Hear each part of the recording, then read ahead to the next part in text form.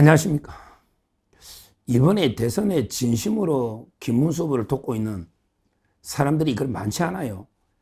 예를 들었는데 한동훈이가 광주에서 돕는다 해도요. 어차피 이게 안 될 선거 어차피 이게 우리가 이기기 힘든 선거인데 이런 선거를 이렇게 돕는 게 힘들다 이런 말도 안 되는 소리를 한동훈이가 이야기했고 광주에서 홍준표는 노골적으로 이준석이 밀고 있고요. 한덕수는 페이스북에서는 김문수 지지글을 올렸지만 또 이게 사전 투표할 때 보니까 아침 6시에 조용히 그때 또 한마디 더 지원할 수 있을 텐데 그런 상황입니다. 실제 죽도록 열심히 뛰는 사람은 나경원하고 안철수가 있고요. 그리고 한 분 꼽으라면 이낙연입니다. 이낙연 총련에게 진심으로 진짜 기자회견도 하고 찬조 연설도 하고 또 이게 각종 방송에 나가서도 김문수 후보를 제대로 돕고 있습니다. 실제 이낙연 찬조 연설이 새 민주당 있잖아요. 새 민주당 제가 이제 유튜브 가봤더니 어제 조회수가 53만인가? 엄청납니다. 아마 이게 오늘 좀 더 늘었겠죠, 많이. 그러니까 이낙연 연설을 본 사람이 엄청나게 많다는 거예요. 그만큼 이게 저는 이낙연은 진짜 진심을 다해서 김문수 후보를 돕고 있다. 이렇게 높이 평가를 합니다. 그러다 보니까요, 완전히 좌파들이 이낙연을요, 반나절 만에 완전히 배신자로 낙인 찍고 있는데 이게요, 왜 이럴까? 옛날에도요, 옛날에 박근혜 대통령 때도 박근혜 대통령 쪽으로 넘어온 사람 많았죠. 그 다음에 3년 전에 윤석열 대통령 때도 윤 대통령을 지지했던 동교동계나 좌파들이 많았죠. 근데 그때는 그렇게 대응을 안 했는데 이번에 이낙연 총리가 김문수 지지하니까 그게 반나절 만에 미친 듯이 좌파들이 이낙연을 물어뜯고 있습니다. 왜 그럴까? 대표적으로 이제 김대중 재단에서 바로 그냥 이낙연을 제명을 시켜버렸습니다. 이낙연은 이제 대를 이어서 민주당 당원이고 민주당이 24년간 몸담고 있었는데 김문수 지지 선언하니까 반나절 만에 김대중 재단에서 제명을 시켜버렸다. 그리고 이제 문재인 때 또 장관들이나 모임 있잖아요. 문재인 때 거기서도 바로 제명을 시켜버렸다. 이낙연에 대해서 사의제라고요. 사의제. 바로 이제 포럼 사의제. 포럼 사의제. 여기서도 제명을 시켰다.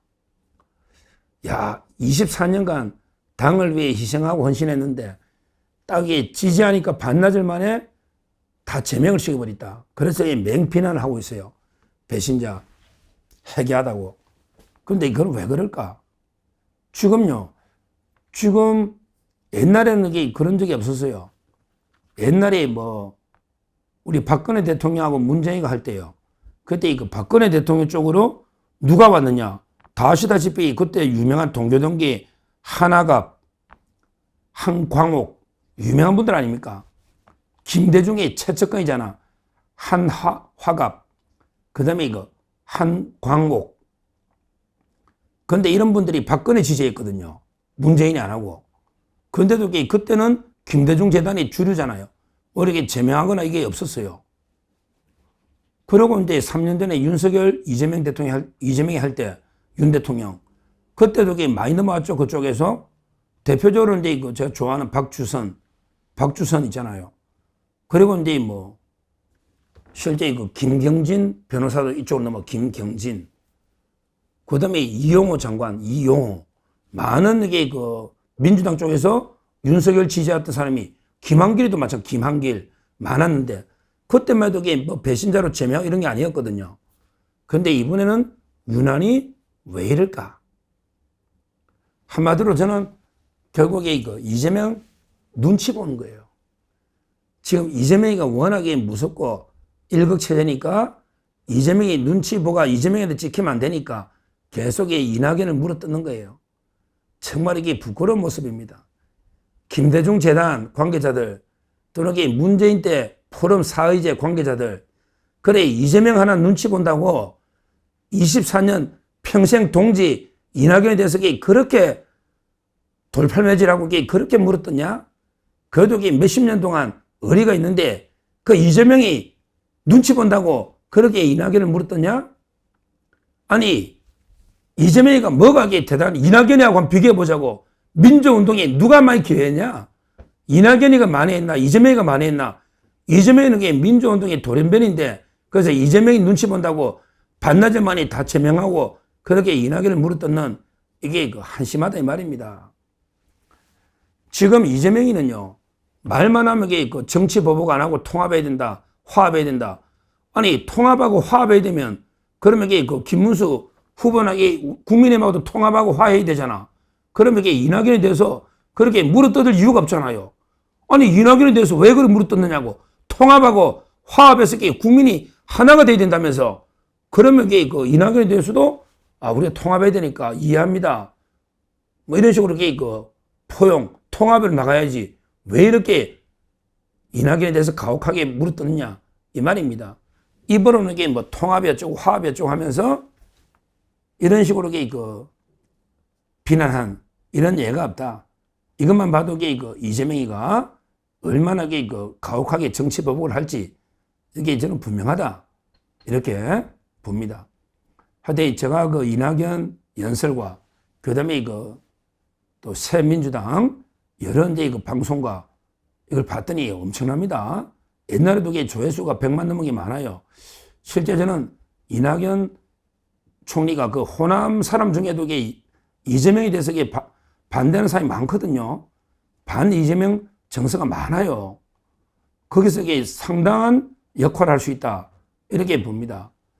아마 이번 대선에서 가장 도움을 줄 수 있는 김문수 후보가 실질적으로 한 분을 꼽으라면 이낙연 총리로 봅니다. 이낙연 총리가 얼마나 이런 비난을 무릅쓰고서라도 오죽하면 김문수 후보 지지에 발벗고 나섰겠습니까?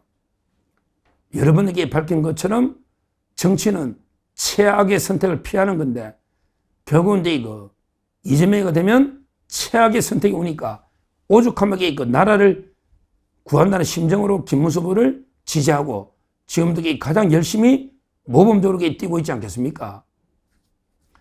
실제 뭐 계엄하고 내란 종식 중요한데 내란이 지금도 진행 중에 있습니까? 내란도 아니지만 이게 다 끝난 거 아닙니까? 계엄이 내란도 아니지만 100번 양보해서 계엄이 내란이라 한들 이미 계엄은 해제됐고 국회에서 해제됐고 그 다음에 대통령은 헌재에서 파면이 됐고 그 다음에 말도 안 되지만 구속됐고 지금도 풀려났지만 재판 중에 있는 그러면 계엄은 이미 끝난 거 아닙니까? 이미 다 끝난 과거 일을 가지고 계속 내란 종식 떠들면서 말도 안 되는 가짜뉴스 공포 분위기로 정권을 거저먹겠다. 이게 이재명 민주당의 의도인데 근데 내란은 끝났는데 근데 문제는 앞으로 이재명과 민주당의 독재는 어떻게 막아낼 겁니까? 이재명과 민주당이 완전히 사법부까지 상권 일치시켜서 독재하면요. 누가 막아낼 겁니까? 국회에서 막아낼 겁니까? 헌재에서 막아낼 겁니까? 아니면 법원에서 막아낼 겁니까? 막아낼 방법이 없잖아요. 어디서 견제할 겁니까? 결국 국민이 피를 흘려서 저항권으로 막아낼 수밖에 없는 이런 심각한 위기, 이 상황을 볼 수가 없으니 이낙연 총리가 오죽하면 김문수 지지에 발벗고 나서겠냐. 제가 연설문을 들어보니 진정성이 확실하게 느껴집니다. 이재명 독재, 괴물 독재에게 막을 길이 없어요. 이번에 선거에서 안 막으면 반드시 이번 선거에서 이재명을 떨어뜨려 막아야만 그래야만 앞으로 이재명 민주당이 괴물 독재를 막아낼 수 있다. 이런 절박한 심정에 이낙연 총리가 김문수 지지로 온 겁니다. 결국 이제 이게 진정한 국민 통합이고 국민 화합이에요. 김문수와 이낙연 공동정부 이거야말로 진정한 국민 통합이고 국민 화합이다. 이렇게 저는 보고 있고요. 반드시 이번에 투표해서 반드시 이재명 민주당 괴물 독재 정권을 막아내야 된다. 그 길에 저는 이낙연 총리가 큰 역할을 하고 본인이 이렇게 비난을 받더라도 하나의 썩은 미랄이 되더라도 큰 역할에서 대한민국을 위해서 더 앞으로 희생을 통해서 본인의 그 하나의 미랄이 썩는 이런 게 본인의 희생을 통해서 대한민국을 구해낸다. 이렇게 보고요. 우리 앞으로 이낙연 총리와 손에 손을 잡고 하나가 돼서 반드시 이재명 괴물 독재 정권을 막아내자. 이렇게 말씀을 드립니다. 감사합니다.